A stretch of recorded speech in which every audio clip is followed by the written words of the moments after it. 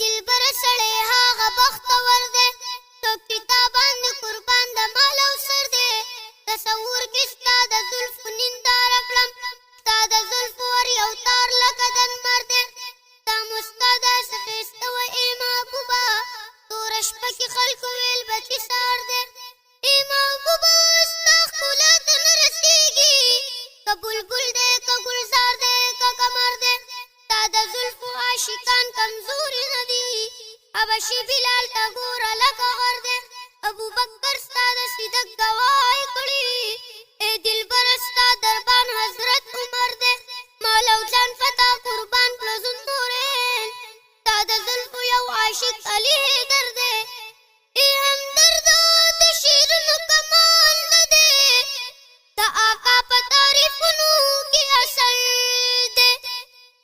زړه مې راته وایي اعظم پرېږده مدینې ته ځو زړه مې راته وایي اعظم پرېږده مدینې ته ځو نشته قرار نشته د آقا ښکلې روضې ته ځو کوم ځای کې چې ایښې کا دمونه محمد زما ګورو د دلبر کلې رازه ښکلې مکې ته ځو زه رضوانه ستا د ګولي تن ارماني نه یمه زه رضوانه ستا د ګولي تن ارماني نه یمه مونږ په دنیا کې دا جنت ښکلې ټکړې ته ځو زړه مې راته وایي اعظم پرېږده مدینې ته ځو زه د پاک نبي غلام په تخت او تاج بسا کوم زه د پاک نبي غلام په تخت او تاج بسا کوم ما ته تخت او تاج مې مدینه د مدینې ته ځو زړه مې راته وایي اعظم پرېږده مدینې ته ځو نشته قرار نشته د آقا ښکلې روضې ته ځو زړه مې راته وایي اعظم پرېږده مدینې ته ځو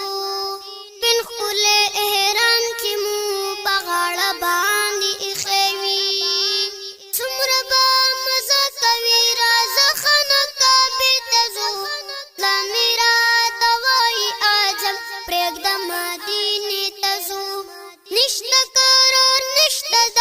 آقا ښکلې روضې ته ځو زړه مې راته وایي اعظم پرېږده مدینې ته ځو زړه مې راته وایي اعظم پرېږده مدینې ته ځو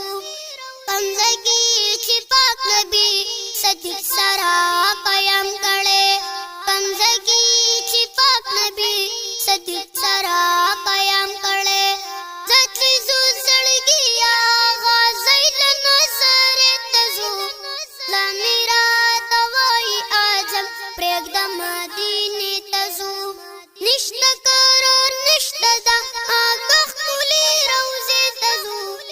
زړه مې راته وایي اعظم پرېږده مدینې ته ځو زړه مې راته وایي اعظم پرېږده مدینې ته ځو واړه جنتونه چې په چا باندې نازونه کړي دواړه جنتونه چې په چا باندې نازونه کړي زه چې ځو هغه له د اصحابو هدیرې ته ځو زړه مې راته وایي اعظم پرېږده مدینې ته ځو نشته قرار نشته د آقا ښکلې روضې ته ځو زړه مې راته وایي اعظم پرېږده مدینې ته ځو زړه مې راته وایي اعظم پرېږده مدینې ته ځو ای همدرده زه چې دیدن د تا جانان وکړو ای همدرده زه چې دیدن د جانان وکړو زه چې د مولا د رحمتونو خزانې ته ځو